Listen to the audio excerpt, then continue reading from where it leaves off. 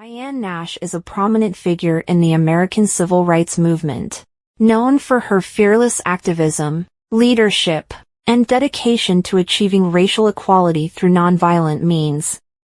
Diane Judith Nash was born on May 15, 1938, in Chicago, Illinois. Raised in a middle-class Catholic family, Nash attended Catholic schools and later graduated from Hyde Park High School.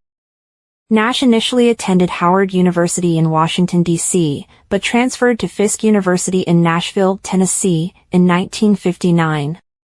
Her move to the South was a pivotal moment, as she witnessed the stark realities of segregation and racial discrimination, which galvanized her into activism. She initially learned about the full impact of Jim Crow laws and practices on Black people's lives in Nashville. Nash described her first encounter with segregation when she had to use the colored women restroom at the Tennessee State Fair. It was the first time she had been exposed to segregation.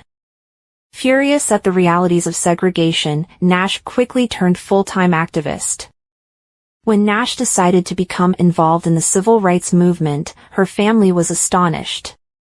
Her grandmother was reported to have said, "Diane, you've gotten in with the wrong bunch." She was unaware that Diane was already the chairwoman in charge of planning her university's nonviolent protests.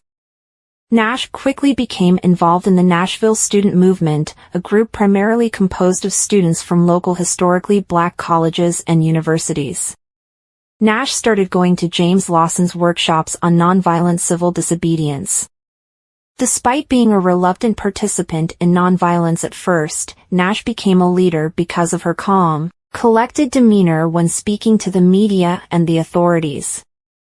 She played a crucial role in organizing the Nashville Sit-ins, a series of nonviolent protests against segregated lunch counters in downtown Nashville.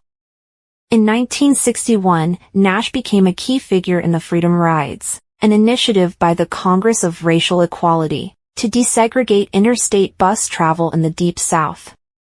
After violent attacks on the riders, Nash coordinated the continuation of the rides, recruiting new riders and ensuring the movement did not lose momentum.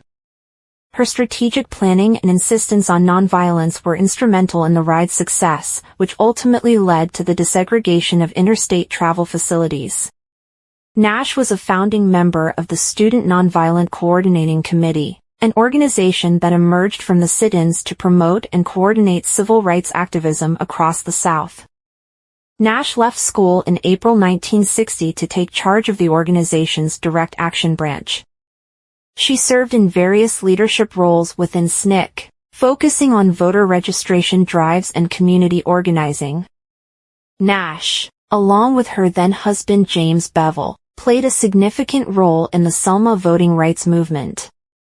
They helped organize the Selma to Montgomery marches in 1965, which highlighted the struggle for African American voting rights and led to the passage of the Voting Rights Act of 1965. Accomplishments.